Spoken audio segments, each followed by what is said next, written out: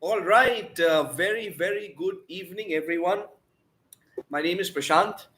Some of you have got a chance to meet me before. Some of you are meeting me maybe for the first time.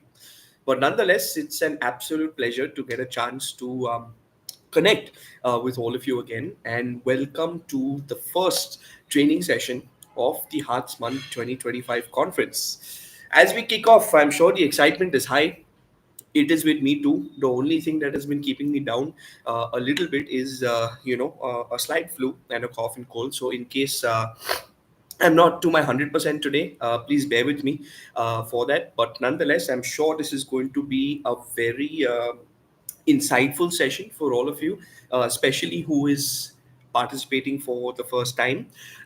Even if you are a seasoned delegate as well, I'm sure there's always something new to learn in the platform or concept of MUN. So quickly before we begin, just if you could put up like a thumbs up or a heart or something like that in the chat box, so I know you could see and hear me clearly, and we don't have any technical issues.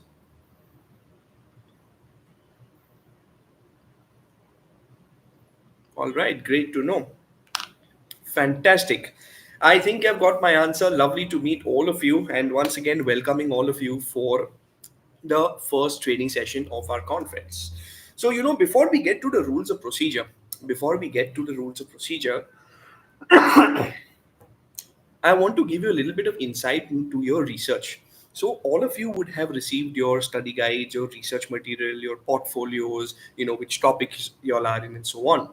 What I want you to do is I want you to essentially do a little bit more deeper research. Okay, I don't want you all to be, you could say, dependent only on the study guide. Okay, there is more to MUN, more to your committee than what is mentioned into the study guide. And for you to win best delegate and for you to perform well in this conference, it is quintessential for all of you to dig deeper into the internet, to dig deeper into the research, and find out ways on how your country or portfolio is involved is involved with the entire agenda at large. So few tips, if some of y'all have notepads or some of y'all on the computers or your mobile phones, you can even take it down on your notes, or you could take it down physically on a notepad as well. But there's a few points that I want to give you to begin with before we get into the technicalities of the rules of procedures. First things first, first things first,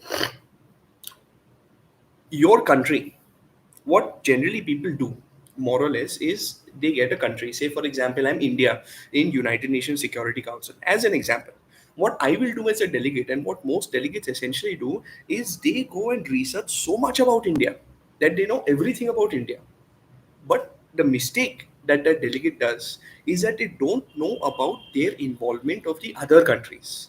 So you see, even though you would have received a particular portfolio, even though you would have received a particular country, it is essential not only to research on your own country, but research on your other countries as well who are involved in your agenda, who are directly involved with your country. Let me give you an example. Let's take, for example, India, USA, and Russia, with everything going on in the news right now and the Trump tariffs and so on. You would notice that as much as we might research in depth about India, its economic policies, foreign policies, trade policies, it's equally important for us to understand the US policies. It's equally important for us to understand the value of the Russian oil that we're purchasing for our country. So, when you are researching, point number one, what I want you all to note down is point number one, research not only about your own country, but research about the other countries that you are involved with as well, because this will give you an upper hand in the conference. Because tomorrow delegate of USA says something in your committee, you know everything about India, but you don't know the content, the information, statistics, and data that the delegate of USA has. So that is why it's very important for you not only to research on your own country, but to research on other countries involved in the agenda as well. This is point number one. Secondly, you would have all received a mail with your WhatsApp groups, correct? If you all have not checked your mail as yet, after the session, not right now, after the session, I would urge you to join your respective committee groups. Each topic, each agenda, each committee has its own designated group. These groups will be unlocked within the next 24 hours. What we'd like you to do is use these groups productively and find your friends. Now, when I say friends, I don't mean your best friend in school. What I mean, your friend in your committee who may be a student from somebody you've never met or you don't know in life, completely new person at large. But because his country and your country is friends, that is the reason it's important for you all to connect with each other. You see, in every committee, there is something called blocks. You know how generally when you have a cricket match or you have a football match, you have teams, correct? Similarly, in committee, you have blocks. Blocks are like teams. All the countries and all the people who think alike, who have the same belief, who have the same objective, who have the same goal, they come under one team. This is how what you need to do through the lobbying groups in your WhatsApp group, as well as the lobbying session on the first day of the conference. You need to essentially find out who your friends are and who your allies are, who is part of your block in the committee. These are 2 points as homework I am giving you right now. Just to reiterate before we go to rules of procedure, point number one, do a more in-depth research not only on your country but also on the other countries that your country is involved with as well. This will give you the strongest upper hand in the conference. Remember that this will always give you the strongest upper hand in the conference. Let me give you a few places where you could do your research as well. You have something called a CIA World Fact Book. You have something called BBC Country Profiles. I don't know whether you've heard of this before, but BBC Country Profiles gives you a stance of every country that exists, right from its history to its politics, both internally and externally. It also another place where you can get data about your country is your Ministry of Foreign Affairs website, your UN Digital Library, your UN voting records. These are different places, as well as multiple other think tanks, right from you could say Brookings to ORF to Chatham House. These are basically where you will get lot of information, lot of information on your country and how your country is involved in relationships with other countries. Remember one thing, avoid sensationalized news. We all know that sometimes news is like 9 p.m. prime time Arnab Goswami, right? Which is amazing, but that's not as amazing as it should be, in the sense that we must also focus on unbiased, non polarized information backed by real statistics and data, not just open ended hollow debate. So remember, the sources of information that you research upon are very, very important. They should be credible in nature, they should be from the right sources, so you will have the information and content that you need for your discussions and deliberations in your committee session at large. Now, moving on, after these 2 points, every day I'm going to give you two new points of homework. Okay, today I've given you 2 points. One, again, I'm repeating, is research on your country as well as other countries. Okay, and second one is make sure that you are well prepared from the credible source of information. These are two things that I want you to do for the conference at large. Now, when we enter into an MUN conference, for those of you who are coming for the first time or have come before, you'll know the flow. When you enter into a committee, there is a classroom. It's a classroom just like your classroom. There are different desks. On those desks, you'll find your conference kits and you'll find something called a placard. These placards have your country's name printed on it. For example, because I have been allocated India and United Nations Security Council, I will go to my classroom, I will sit on the desk where my placard of India is given in the United Nations Security Council. Okay, once you settle into your seat over there, you will find two people walking in, like how in school you have class teachers. Similarly, you will have somebody called executive board members who will come in and sit down in your committee. These executive board members are just like you. They're highly experienced MUNers. They've been a part of the MUN Chennai circuit since many, many years. Some of them have really good, in fact, all of them have some amazing experience, and they are here to guide you, to mentor you, and to moderate you in towards the right solution inside your entire committee as well. So they are basically, you could say, like mentors or guides who gauge your performance in committee, and they're approachable. So you should not feel that that suppose you're facing some issue or you're facing some doubt, you should have an open equation with them. Yes, it should be formal, but you should be able to converse with your chairperson in case of any difficulty you are facing. So coming to the committee sessions, I want you to visualize this. The first thing that we'll do is we will all be seated in our classrooms. We have a desk, we've got a placard, we've got our executive board members sitting in front of us. The first thing in the rules of procedure, if I may share with you, is something which is called delegate representation. What does this essentially mean? This essentially means that each one of us, irrespective of which school or which part of Chennai or Tamil Nadu we are from, or even beyond, each one of us will be representing one country or portfolio in the committee that we have been allocated on. And each of us, irrespective, we may be the biggest country in the world or the most developed country in the world, or we may be a tiny small country like Faroe Islands. All of us will have an equal vote and one vote on all voting matters. This is essentially what your first point in rules of procedure means. It means that you and everybody else will be has been given one country to represent in the conference in one of the committees, and on all voting matters you will have one vote in the conference.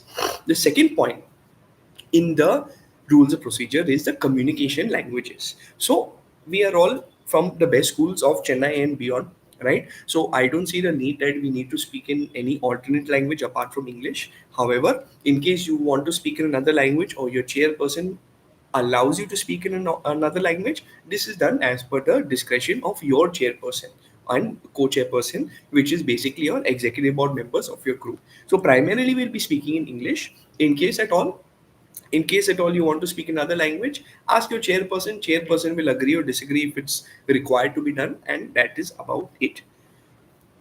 The third thing is about electronic devices. Okay, now here's the thing. For some of y'all, I visited for orientations as well, right? And I kept telling y'all to bring your electronic devices, bring your mobile phones, bring your tablets, and bring your laptops as well. And these should be used only for matters pertaining to the committee and agenda. During the formal committee session, you should not be playing PUBG, you should not be scrolling Instagram, and you should not be wasting your time. You should be using the electronic equipments to your advantage, to your benefit, where you'll have your research material in PDF, where you'll have the study guides we've given you in PDF, and you'll be able to refer to these different documents and data that you have collected over the course of this week during your discussions and deliberation.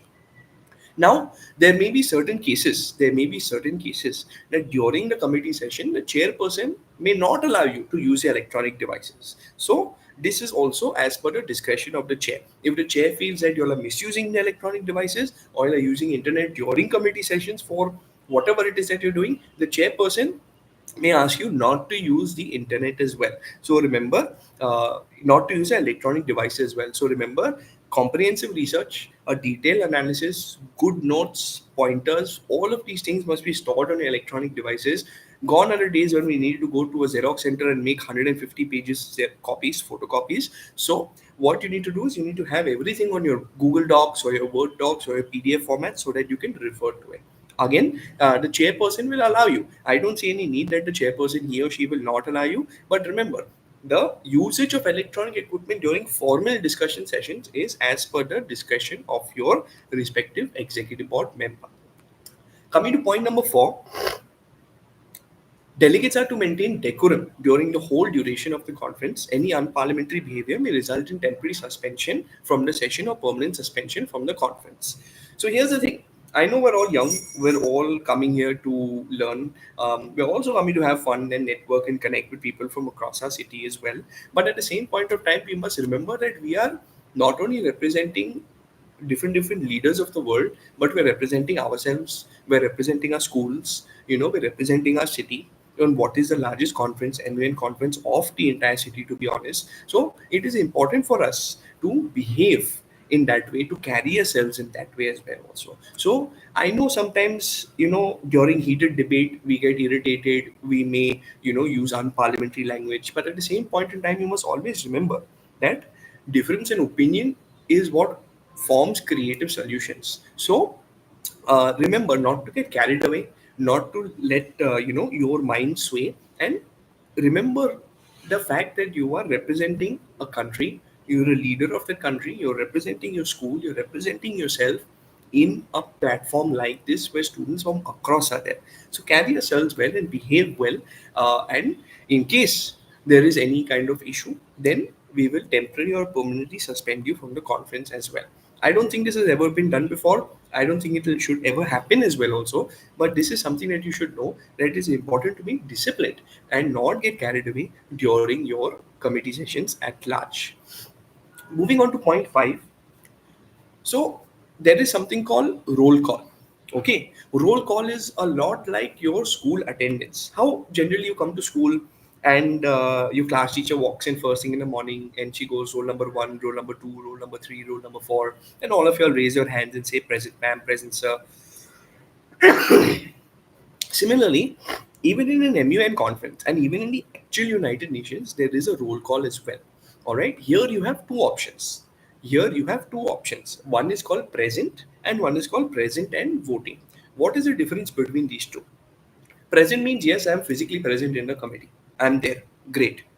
Present and voting means yes, I am present in the committee, but at the same juncture in time, I am going to be exercising my voting rights.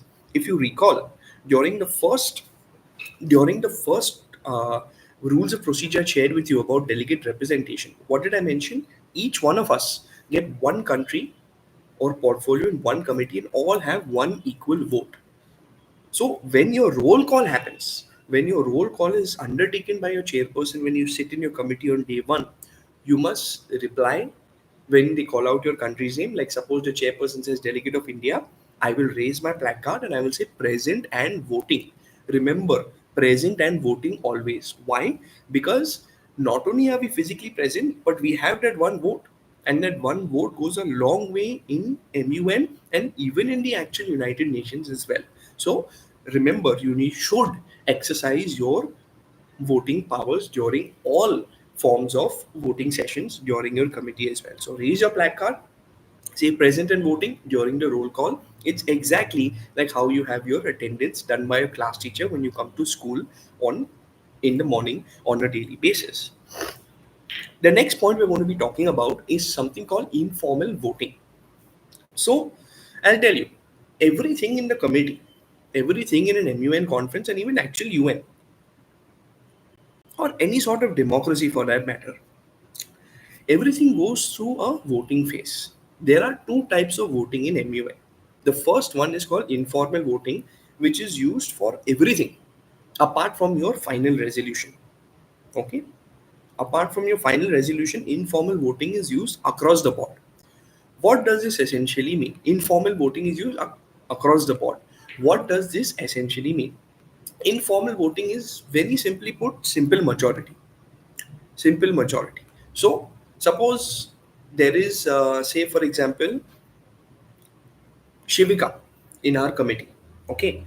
And Shivika raises a motion saying she wants to discuss ABC XYZ thing. Now, just because Shivika has raised a placard and said, hey, you know what? I want to initiate this discussion, that does not necessarily mean that the entire committee must do what Shivika or anybody for that matter essentially shares. What happens out here? What happens out here is the chairperson will ask all those wanting to discuss, all those wanting to discuss what delegate of so and so country, in this case Shivika, would like to discuss, please raise your placard. So all of the people who think that, hey, you know what, this young lady has raised a prominent issue that should be discussed, they will raise their hands, they will raise their placards, they will raise their placards with the country, and the chairperson will observe, okay, how many people have wanting to discuss what this delegate is essentially proposed. Then the chairperson will ask all those who do not want to discuss or oppose the discussion proposed by delegate of Shivika and your topic. Please raise your placard. Then all the people who feel that, hey, you know what this delegate is saying is not necessary for us to discuss or we don't want to discuss it, those people raise your placard. Those delegates raise your placard. The the chairperson, the executive board member, will essentially do a count, all those for and all those against, all those wanting to discuss and all those opposing the discussion, and based on simple majority, what the discussion that Shivika has proposed will either pass in committee or fail in committee. And just because you have proposed something and the committee does not vote for it, that's nothing to feel bad about. Let me be honest with you. You've at least taken initiative. I have seen over the years many people who sit down in committee and don't know anything. Don't be like that. If you find something of value, if you find something that is important to discuss in committee, what you need to do is you need to essentially voice your thoughts, voice your opinion in the committee, and essentially put it to informal voting. So, summarizing this point at large, informal voting is a very simple thing. It is essentially simple majority. Anything that is proposed, anything that is proposed in committee goes under something called informal voting, apart from the resolution, which goes under formal voting, which I will explain later. Sticking to informal voting, it is based on simple majority. Let me give you another example. I'm sorry, I have a very bad throat and a flu going on, so please bear with me for the unneeded interruptions. But coming back to what I was saying is that simple majority is basically 50%. Okay, so say there are 30 people in your committee. Suppose there are 30 people in your committee, and you have proposed something. If 16 of those people in your committee vote for what you have said or support your discussion, then your discussion will pass and the informal voting will be successful. Suppose in a group of 30 people or 30 delegates, only 10 people agree, or say if 18 people oppose, then your proposal will automatically fail in the committee.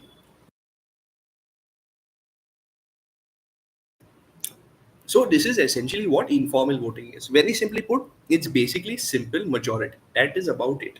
Remember, in MUN and even actual UN, everything goes under voting at all points of time. With this, we conclude with point number 6. Point number 7 is formal voting. I will revert back to this point after we go through the resolution at a later time. Okay, so till now we've completed 6 points. One is the delegate representation. Essentially talks about us representing one country in one committee, having one vote on all voting matters. The second thing we've discussed is us speaking only in English. That is point number 2. In case you want to speak in another language, ask your chairperson. If the chairperson finds it saying okay that you can speak in Tamil instead of English, absolutely fine. Electronic devices, point number 3, to be used only during committee sessions and for matters pertaining to their committee and agenda. Sometimes the chairpersons may not allow you during formal discussions to use your electronic devices, so you must take permission from them to use your electronic devices during the time of the conference. Point number 4, decorum. Decorum essentially means any unparliamentary behavior will result in temporary or permanent suspension from the conference. Point number 5 is roll call, which is basically your attendance, where you raise your placard when your country is called out and say present and voting. And point number 6 is called informal voting, which is essentially where anything that is proposed in committee goes under this one point called informal voting, which is basically simple majority. That is what the first 6 points essentially are. Now, let's talk about something called the executive board. Let's talk about something called the executive board. So, what is this executive board? Just to reiterate and summarize on this, they are highly experienced MUNers. Like how some of you all may be coming in for the first time or the second or the third time. These students have been participating in MUN for many years. You know, they have participated in multiple conferences, and that is why today they are in the position of an executive board member. What is their role? What are the rules pertaining to them? Is what I want to discuss with you. Look at them as friends who are teachers. Okay, they're approachable, and you should be able to speak and connect with them, but always remain a formal dialogue of communication at all times too. So, first thing first, the decisions made by the executive board will be upheld and final for all discussions and debate matters in the committee. The jurisdiction, the jurisdiction of your committee lies with the executive board members. The jurisdiction of your committee lies with its executive board members. All details, all matters, anything that takes place in your committee comes under the mandate, comes under the decision making ability of your respective chairperson in the conference. The next thing is something which is called appeal. Now, for first timers, this is a very important thing I want you to pay attention. Appeal. What does this essentially mean? So, in case you are not happy with something happening in your committee, you're dissatisfied with the proceedings, or you feel that, hey, you know what, the discussion is not going in the correct in the right direction, or there's been any sort of complaint about how the executive board members are conducting committee, you can submit your concerns with appropriate justification to your executive board members. So basically, it's like, how you have like a grievance box in school, or a concern box, or not a complaint box, but more like a grievance box, where you're just not happy with any particular thing that's happening in your committee. You can always bring it to the attention of the Secretary General of the conference, which in this case is Ms. Aradhna Umesh, as well as the teachers in charges in the conference as well. So whenever you're facing any problem in committee, don't unnecessarily use it. This is for your peace of mind rather, and for the smooth functioning of committees. The executive board members are really nice, so you won't face any problem as such. But just in case you do, you can always appeal, you can always share your concerns, saying, hey, you know what, not really too happy, or somewhat dissatisfied with ABC XYZ thing has taken in committee. So this is what the term appeal essentially means. The next thing that I want to talk to you about is something called censure. Now, if you recall, we had spoken about decorum. Decorum means what? Means maintaining parliamentary behavior, and how do you say, behaving properly in committee at large.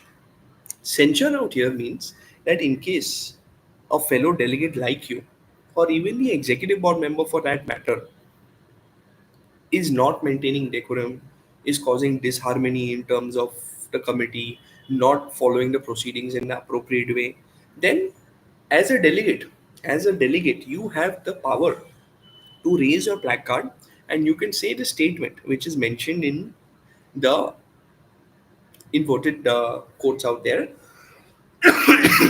motion to censure the delegate forward slash executive board member, which basically means you want to remove that delegate or that executive board member from your committee. This will require two-thirds majority.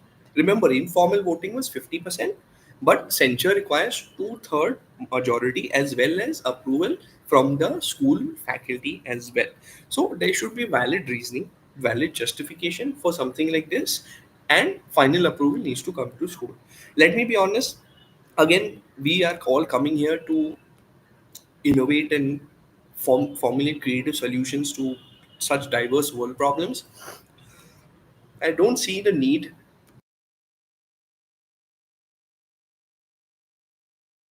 I don't see the need for us to use this particular rules of procedure at all. But like I said, it's just for your safety and security, as well as for the executive board members as well. Finally, you have the Secretary General, which is basically the apex authority. Like how you have your head of school or the principal of your institution, like that in an MUN conference, and even in the actual UN, you have the Secretary General, which is the topmost or apex authority of the UN or an MUN at large. Both of these authorities, be it the Secretary General or the principal, they have sweeping powers. Basically means that anything that has taken place in the committee, anything that has taken place in the committee,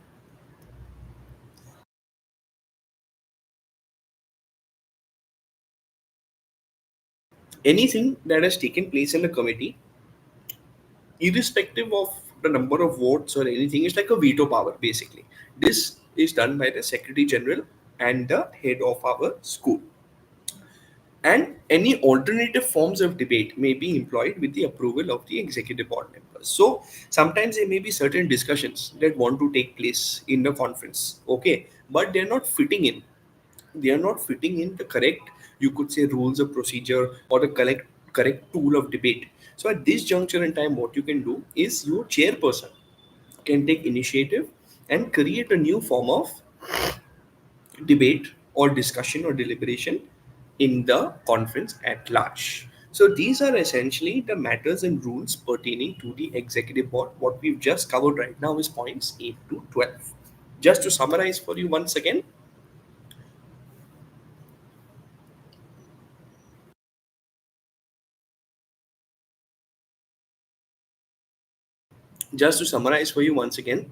executive board, they are highly experienced MUNers and even students like you from schools and colleges from across South India. The decisions are final as per the committee. So, say for example, we have Diksha and Nikhil, they are chairpersons of FIA committee. Their decision for FIA committee will be final. It is their committee, they are in charge of that committee at large. In case of any inappropriate behavior or unparliamentary behavior, chairpersons can take action against the delegates as well.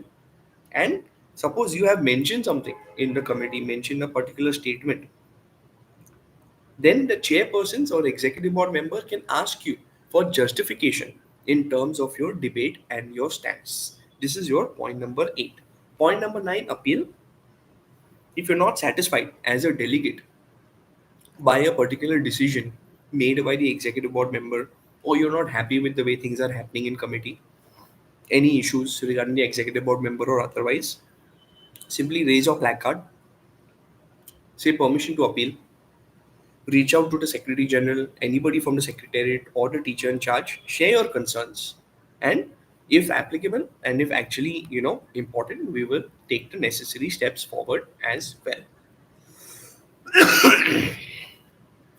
Censure. In case anybody is misbehaving in committee or causing disharmony, be it a delegate or an executive board member, as a committee, both the chairpersons as well as the delegates have the ability to censure a particular delegate by simply raising the placard saying motion to censure delegate or executive board member, and basically have two-thirds majority. So of the 30 people, 21 people must agree that okay, this person must be censured, and final approval must come from the institution at large.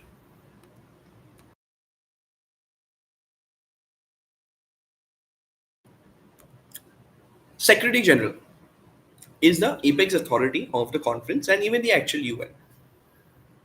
Both authorities, the Secretary General as well as the principal of the institution, have sweeping powers over the conference and their decision will be final.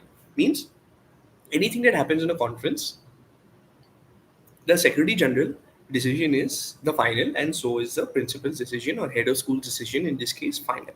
And finally, any alternative forms of debate may be employed with the approval of the executive board. With this, we come complete with the rules pertaining to the executive board of the conference. I see many of you all are posting questions in the chat box. I will be answering all of them, but not today, not tomorrow, but in the third session. The third session, I will not be giving any lecture. The third session, I will be reading only the chat box, and all of your questions will be answered from there. But currently, I will not be entertaining any questions. I want you to hear and understand, and let me take you in a step by step way forward for this conference at large. Coming to the next thing that I want to cover today, okay, is something which is called points. Primarily in the conference, there are two types of two methods of discussion or deliberation, you could say, that basically takes place throughout. One is called motions and one is called points. Your executive board members,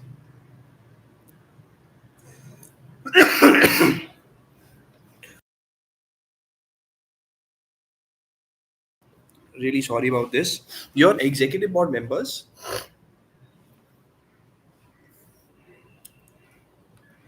will continuously repeat one statement in committee. You will observe this.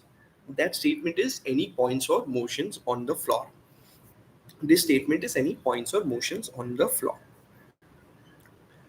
Motions I will explain to you tomorrow. Points I will complete today. There are essentially 5 types of points.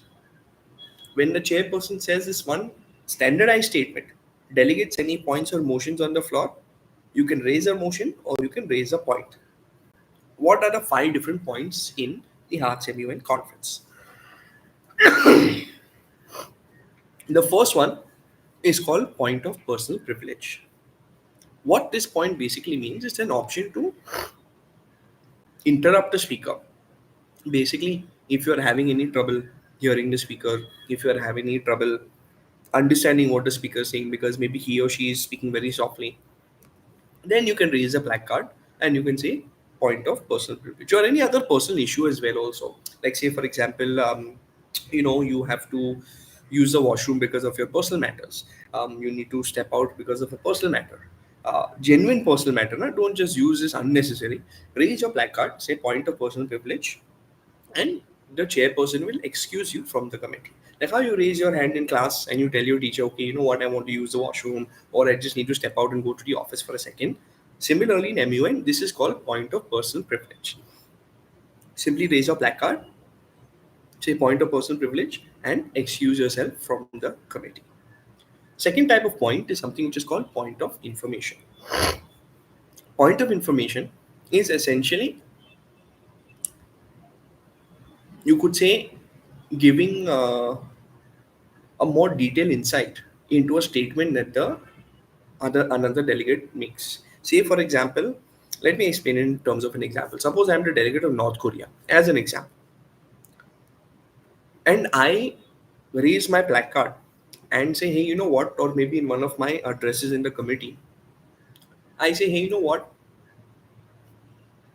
I don't have any nuclear bombs in my country.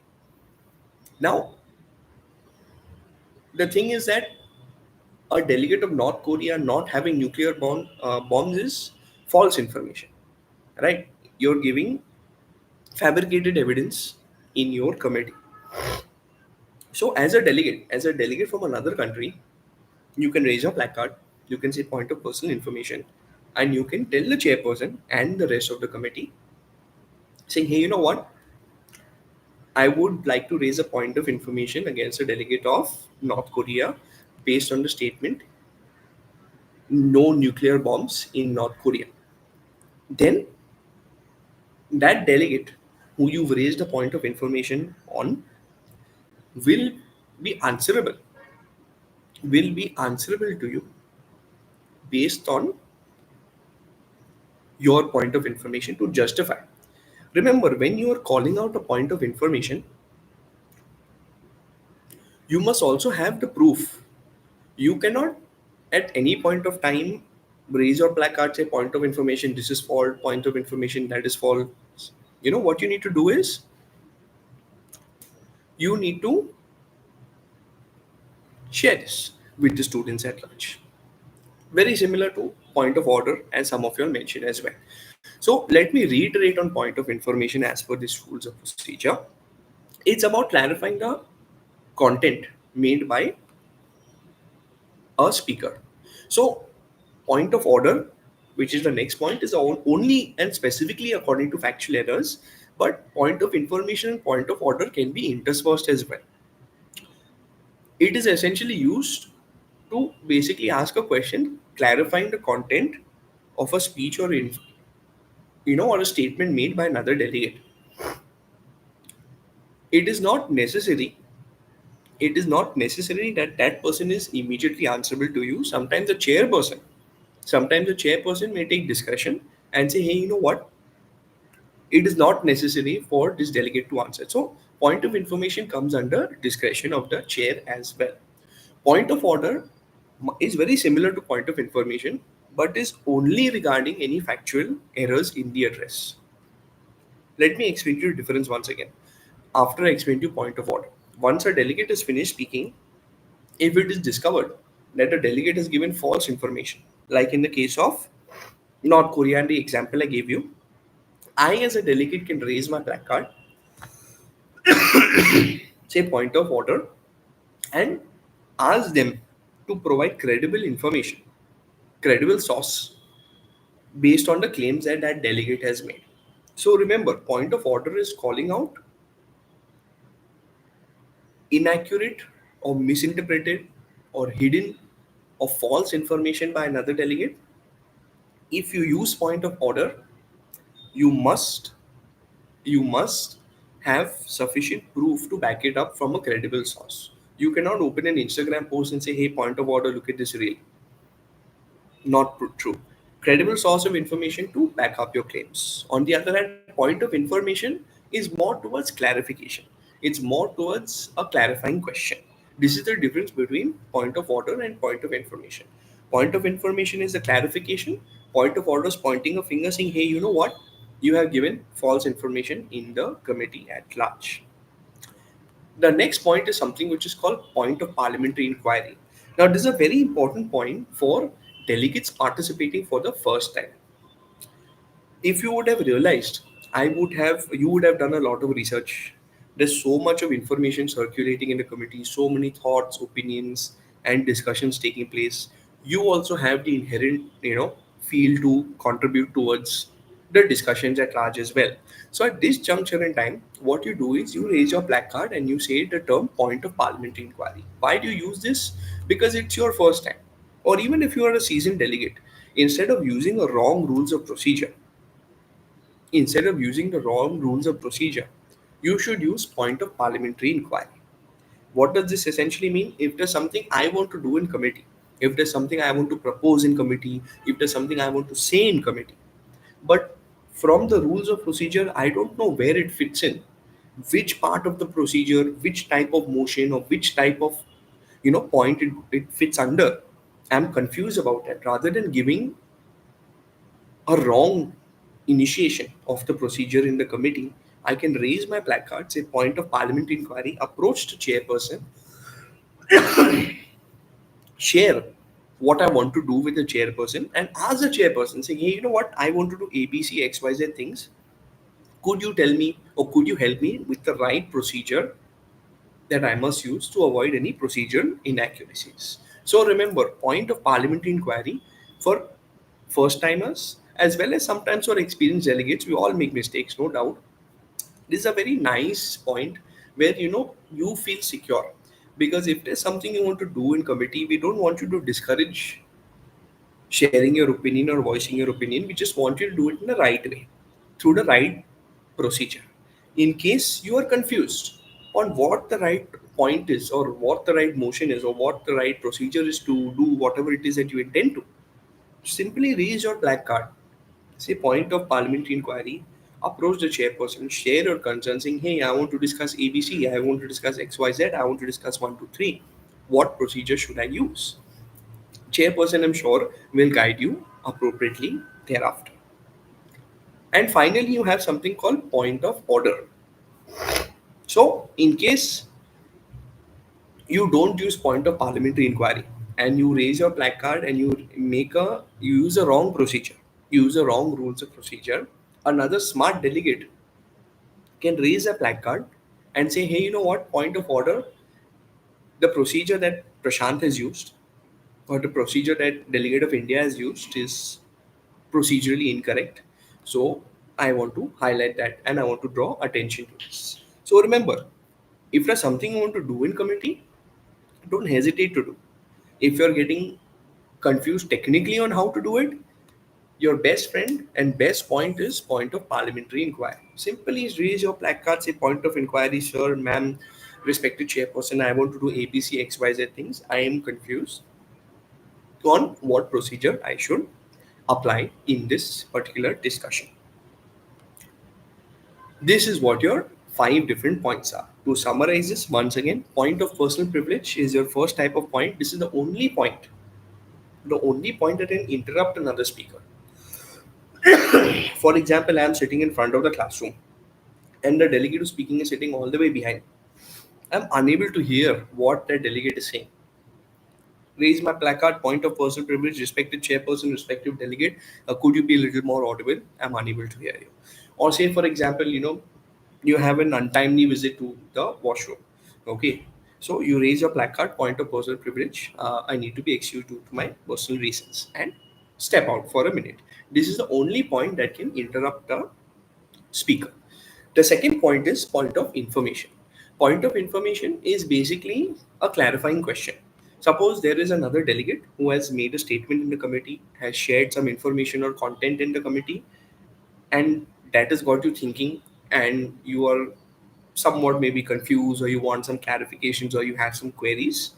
Simply raise your placard, say point of information, reach out to the chairperson, say point of information, I would like the clarification on so and so statement made by so and so delegate. Then, as per the chair's discussion, if he feels that, hey, you know what, this is important to clarify and it will generally give transparency to the committee, chairperson, I'm sure, will improve it. If unnecessary, you are just raising a point of information just to ask questions, then it really doesn't make too much sense, and the chairperson might not permit it or not take it forward accordingly. The third point is point of order. So, in case anybody provides a factual error or gives false information in the committee, or misinterpreted information, it may be intentional, maybe unintentional, I'm not debating that. But in case somebody gives any false or factual errors in their addresses, as a delegate you can raise your placard, say point of order, and what do you call that ask for credible information to back up whatever claim that that other delegate has said. But remember, at this time you should also have the credible information with yourself as well. See, when you're pointing a finger at somebody else, you must have the content to back yourself up at that point of time. The fourth point is a first timer's best friend. It's called point of parliamentary inquiry. In case there is something you want to do in committee, something you want to say, something you want to propose, you're facing some sort of difficulty on what procedure to use, simply raise your placard, say point of parliamentary inquiry, ask your executive board member what should, what do you call that, what should be the correct point in the rules of procedure that I should use, and get your clarifications. Why is this important? Because of point number five. Point number five is point of order. As such, point of order essentially means that if I have used the wrong rules of procedures, another smart delegate has seen that, I can raise my placard and say, hey, you know what? Delegate of India has used the wrong rules of procedure. There's a procedural inaccuracy out here. This should be the one that should be used. So all of these points, essentially, especially point of information, point of order, and point of point of order on the executive board, these points essentially give a lot of brownie points. Basically, it shows that you're paying attention, it shows that you're engaged in committee, it shows that you know the rules of procedure well, it shows that you're well researched in the committee as well. So these are some things which are very beneficial on your journey on how to win best delegate in the conference at large. With this, we conclude with the different points in the rules of procedure. In tomorrow's sessions, we are going to be talking about multiple debate rules. Okay. Today we've completed an insight into how the committee works, what the languages are, how we need to behave, what is informal voting, who is the secretary, executive board, how we can appeal or censure delegates, what is the importance of the secretary general and what is their powers. We've also discussed about two different points which I've discussed with you just right now. And in our next session tomorrow, we are going to be talking about the different debate rules, followed by the crisis, followed by how does the rules of procedure applicable in crisis committees essentially work, and finally conclude our ROP sessions with the formal voting which comes under your resolution. This is what we intend to cover tomorrow. And the third session, as planned, will be a pure doubt solving session where all your questions, which I can see some of them in the chat box, I will answer all of those questions as well. But in the meantime, for those of you who are there in the start of the session, I have given you some really important tips on how to win best delegate and how to research for your conference. Two homeworks I have given you. Researching not only on your own country and its involvement, but researching on other countries involved in the agenda as well. The second thing that I've told you is I've sent you a mail with your WhatsApp committee lobbying groups. Remember, in the UN, in actual MUN, individually we are powerless, collectively we are strong. So find your block, find your friends, find your allies, find the same ideologies, start connecting, build strategies, build camaraderie, and once again welcoming you all to Hearts Month 2025. God bless you all. Once again, my apologies. I have been a little under the weather, so there has been brief interruptions with my coughing, but working on my health. I'm sure I will be better off tomorrow, and I hope so. But thank you all for joining in. God bless you all, and see you all tomorrow at 5:30 p.m. for our second session of the Hearts MUN 2025 conference. Namaskaram. Nandri.